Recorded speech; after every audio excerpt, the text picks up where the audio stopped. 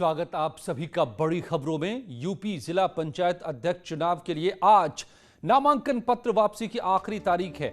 वैसे अब तक जो तस्वीर साफ हुई है उसमें यह पता चलता है कि 40 सीटों पर बीजेपी और एसपी के बीच सीधी टक्कर होने वाली है। जानकार जिला पंचायत अध्यक्ष चुनाव को विधानसभा चुनाव के सेमीफाइनल के तौर पर देख रहे हैं।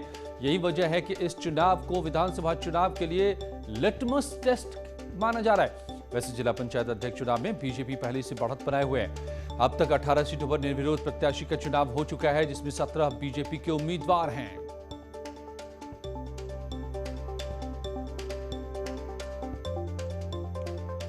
तो 40 सीटों पर कांटों का मुकाबला होगा। जिला पंचायत अध्यक्ष चुनाव में नामांकन वापसी की आज आखिरी तारीख है। 40 सीटों पर बीजेपी और एसपी के बीच सीधी टक्कर है। शाहजहांपुर में बीजेपी का अध्यक्ष बनना तय है। एसपी प्रत्याशी बीनू सिंह बीजेपी में शामिल हैं। पीलीभीत में एसपी कैंडिडेट ने वापस ले लिया है नाम, तो ये दो भी और छट गए और 17 सीटों पर बीजेपी के प्रत्याशी निर्विरोध चुने जा चुके हैं। एक पर समाजवादी पार्टी का निर्विरोध चुना गया प्रत्याशी। अब आपको हम ग्राफिक्स के जरिए बताते हैं कि किन जिलों से कौन से नेताओं ने जिला पंचायत चुनाव में निर्विरोध चुनाव जीता है। गोरखपुर से साधना सिंह, अमरोहा से ललित तंवर, झांसी से पवन गौतम चुनाव जीते हैं। गोंडा से घनश्याम मिश्र, गाजियाबाद से ममता त्यागी, बलरामपुर से आरती तिवारी, आगरा से मंजू भदौरिया, मुरादाबाद से शेफाली सिंह, ये सभी बीजेपी के निर्विरोध चुने गए हैं। मऊ से मनोज राय, ललितपुर से कैलाश नारायण, मेरठ से गौरव चौधरी, बुलंदशहर से डॉक्टर अतुल तेवतिया, गौतम बुद्ध नगर से अमित चौधरी, चित्रकूट से अशोक जाटव, श्रावस्ती से दान मिश्रा और बांदा से सुनील पटेल, ये वो उम्मीदवार हैं जो निर्विरोध चुन लिए जा चुके हैं बीजेपी के। और जिला पंचायत अध्यक्ष चुनाव में बड़ा खेल चल रहा है। पीलीभीत से खबर है, एसपी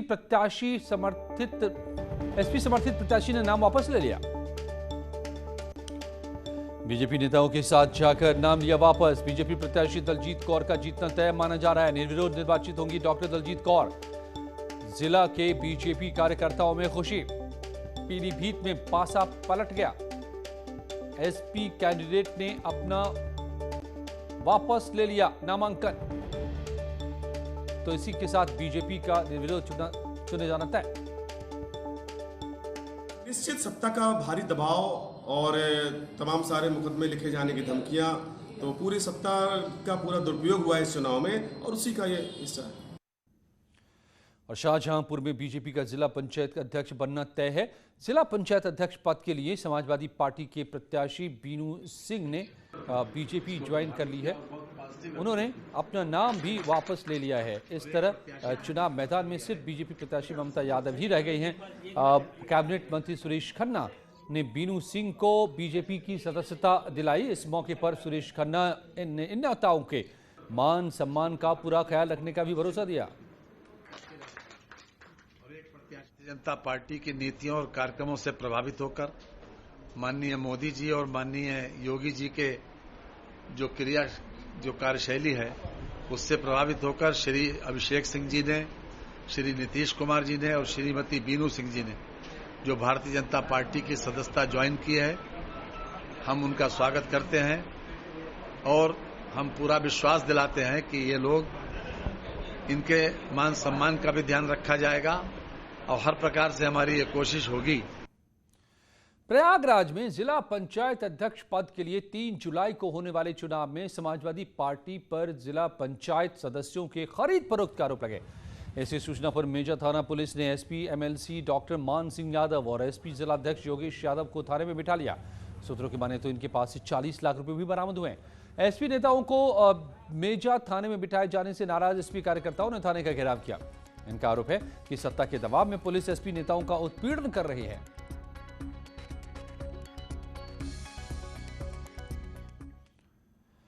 यूपी के डीजीपी हितेश चंद्र अवस्थी 30 जून को रिटायर हो रहे हैं। ऐसे में सवाल उठ रहा है कि हितेश चंद्र अवस्थी के बाद कौन होगा सूबे का नया डीजीपी। इसे लेकर बस कुछ ही देर बाद दिल्ली में यूपीएससी मुख्यालय में अहम बैठक होनी है। बताया जा रहा है कि नए डीजीपी के नाम पर आज ही मीटिंग में फैसला हो सकता है। इसके लिए बाकायदा अधिकारियों की एक लिस्ट तैयार की गई है। इस बैठक में यूपी के चीफ सेक्रेटरी आर.के. तिवारी, अपर मुख्य सचिव गृह अवनीश अवस्थी के साथ मौजूदा डीजीपी हितेश चंद्र अवस्थी भी शामिल होंगे।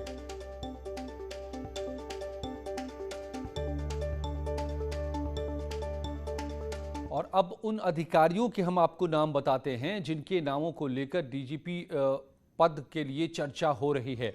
डीजी जेल आनंद कुमार जो 1988 बैच के अधिकारी हैं, उनके नाम पर चर्चा होनी है।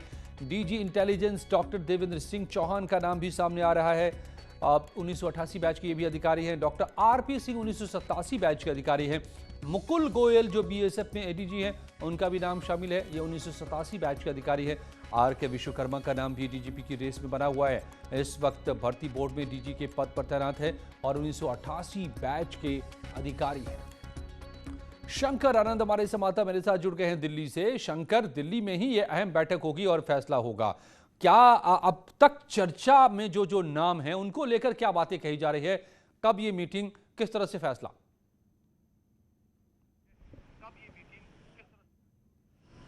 देखिए, थोड़ी देर के बाद तकरीबन 10 से 15 मिनट के बाद ये महत्वपूर्ण बैठक प्रारंभ होगी और इस वक्त में मैं यूपीएससी मुख्यालय के ठीक बाहर हूँ। थोड़ी देर के बाद यहाँ पर बैठक प्रारंभ होगी। हालांकि जो तमाम अधिकारी जो हैं वो अभी पहुँचे नहीं हैं। उस पैनल में जो इस मामले पर निर्णय करेंगे उन अधिकारियों के आने का इंतजार हो रहा है। हालांकि कुछ अधिकारी जो पैनल में शामिल हैं, जो इन तमाम मसलों पर चर्चा करेंगे, वो कुछ अधिकारी अंदर प्रवेश कर चुके हैं, आ चुके हैं, लेकिन तमाम पैनल के लोगों का इंतजार हो रहा है और तकरीबन 3:15 बजे के लगभग में यह महत्वपूर्ण बैठक प्रारंभ हो सकती है। जिस तरह से इस मामले की बात करें तो इस मामले पर जो 3 प्रमुख नामों का चयन किया जाएगा, जिसमें कि 77 से 78 बैच के जो आईपीएस अधिकारी हैं उनके नामों की चर्चा होगी और 3 नाम का चयन करके यूपीएससी के द्वारा। तो क्या फॉर्मूला होता है शंकर? किस फॉर्मूले के आधार पर इन नामों को तय किया जाता है? क्या प्रोटोकॉल है?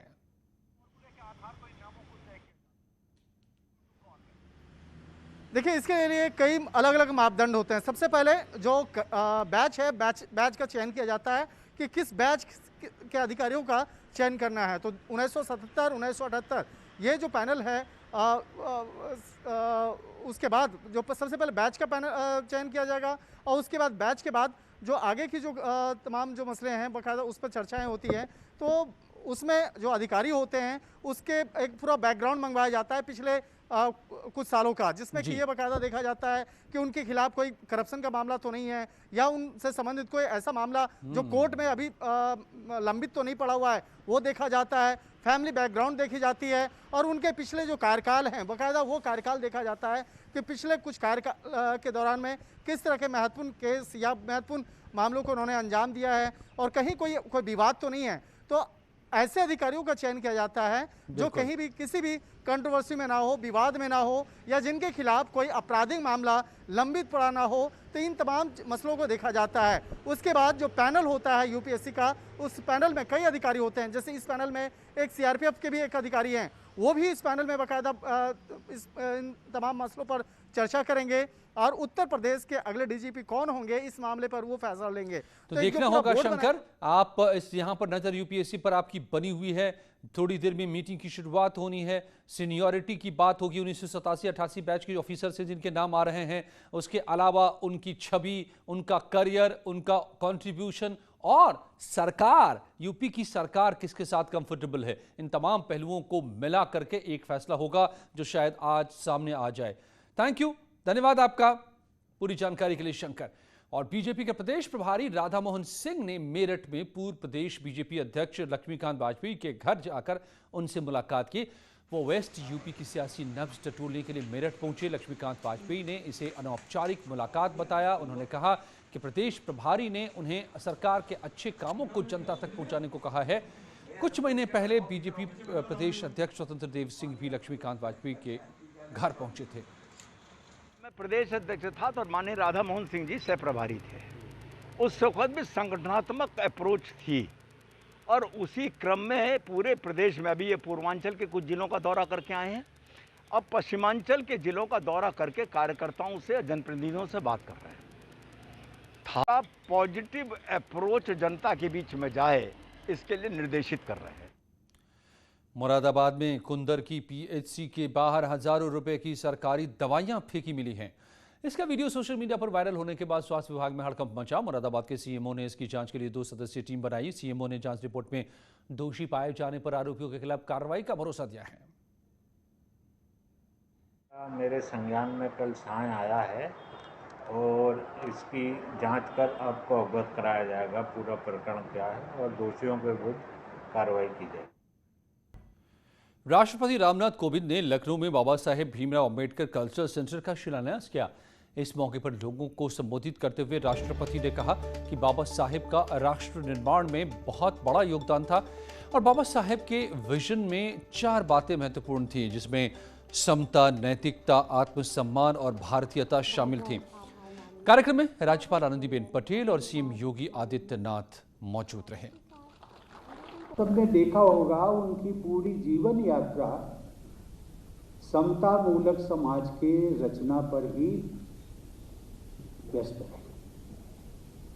यहाँ तक कि जब संविधान के वो प्रमुख शिल्पी बने, उसमें भी हमने देखा है संविधान की उद्देशिका, जिसको प्रिएम्बल कहते हैं, उसमें भी उन्होंने समता का जिक्र किया, फ्रेटर्निटी, बंधुत्व जिसको। ये समता अर्थात बाबा साहब के दिलों और दिमाग में ये शब्द एक ऐसा गुंजायमान था कि वो जानते थे कि जब तक इस देश में समता मूलक समाज का निर्माण नहीं होगा, सरकारें इस रास्ते पर नहीं चलेंगी, तब तक इस देश का समग्र विकास संभव नहीं है। हम सब जानते हैं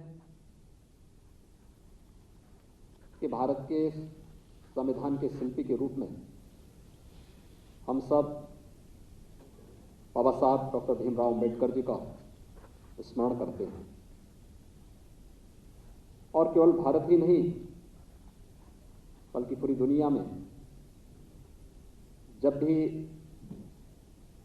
वंचितों, दलितों, उपेक्षितों और समाज के अंतिम पायदान पर बैठे हुए व्यक्ति की आवाज की बात होगी तो बाबा साहब भीमराव अंबेडकर का नाम बड़ी श्रद्धा, बड़े सम्मान के साथ विश्व मानवता सदैव लेगा। तो राष्ट्रपति ने अंबेडकर कल्चरल सेंटर का शिलान्यास किया लखनऊ में। और ट्विटर इंडिया एमडी के खिलाफ सुप्रीम कोर्ट पहुंची गाजियाबाद पुलिस। ये बड़ी खबर, मनीष माहेश्वरी के खिलाफ दाखिल की याचिका। गाजियाबाद पुलिस ने कर्नाटक हाईकोर्ट के फैसले को चुनौती दी है सुप्रीम कोर्ट में। ट्विटर के एमडी के खिलाफ सख्त कदम न उठाए जाए, ये कर्नाटक हाईकोर्ट ने कहा था, लेकिन अब इसी फैसले के खिलाफ गाजियाबाद की पुलिस पहुंची है सुप्रीम कोर्ट। आपको पता है कि गाजियाबाद में बुजुर्ग की पिटाई के मामले में ये याचिका है और इस पर जो ट्वीट किए गए थे उससे भावनाएं भड़क सकती थी, संप्रदायों के बीच में टकराव के आशंका पैदा हो गई थी और इसी बात को लेकर पूछताछ के लिए गाजियाबाद पुलिस ने समन किया था, जिसके खिलाफ हाईकोर्ट ने, कर्नाटक ने रोक लगा दी थी। इसके खिलाफ अब सुप्रीम कोर्ट। इंडिया के हेड मनीष माहेश्वरी को कर्नाटक हाई कोर्ट से मिली राहत के मामले में गाजियाबाद पुलिस ने सुप्रीम कोर्ट में अर्जी दाखिल की है। गाजियाबाद पुलिस ने कर्नाटक हाई कोर्ट के फैसले को सुप्रीम कोर्ट में चुनौती देते हुए कहा है कि सुप्रीम कोर्ट इस अर्जी पर विचार करे। आपको बता दें कि इस पूरे मामले में गाजियाबाद पुलिस ने ट्विटर के एमडी मनीष माहेश्वरी को लोनी के एक वृद्ध की दाढ़ी काटने के मामले में समन जारी किया था और यह कहा था कि वो पूछताछ में शामिल हों, लेकिन ट्विटर एमडी के मनीष माहेश्वरी ने कर्नाटक हाई कोर्ट में इस पूरे आदेश को चुनौती दी थी, जिस पर कर्नाटक हाई कोर्ट ने उन्हें राहत देते हुए कहा था कि वो वर्चुअल पेश हो सकते हैं, लेकिन इस पूरे मामले में गाजियाबाद की लोनी पुलिस उन्हें गिरफ्तार नहीं करेगी और इसी आदेश को फिलहाल गाजियाबाद पुलिस ने सुप्रीम कोर्ट में चुनौती दी है। इस पूरे प्रकरण को लेकर गाजियाबाद पुलिस ने सुप्रीम कोर्ट से इस मामले की सुनवाई की मांग की है। वहीं आपको बता दें कि ट्विटर के एमडी मनीष माहेश्वरी ने सुप्रीम कोर्ट में कल एक कैविएट अर्जी भी दाखिल की थी और यह कहा था कि अगर गाजियाबाद पुलिस इस मामले में कोई भी अर्जी दाखिल करती है तो उनके भी कहीं ना कहीं जो दलील हैं उनको सुना जाए। बहरहाल अब दोनों पक्षकार सुप्रीम कोर्ट पहुंच गए हैं। देखना बेहद अहम होगा कि सुप्रीम कोर्ट जब इस पूरे मामले की सुनवाई करेगा तो इस मामले में राहत किसको मिलती है। कैमरामैन जगदीश गौतम के साथ सुशील पांडे, न्यूज़ 18 दिल्ली।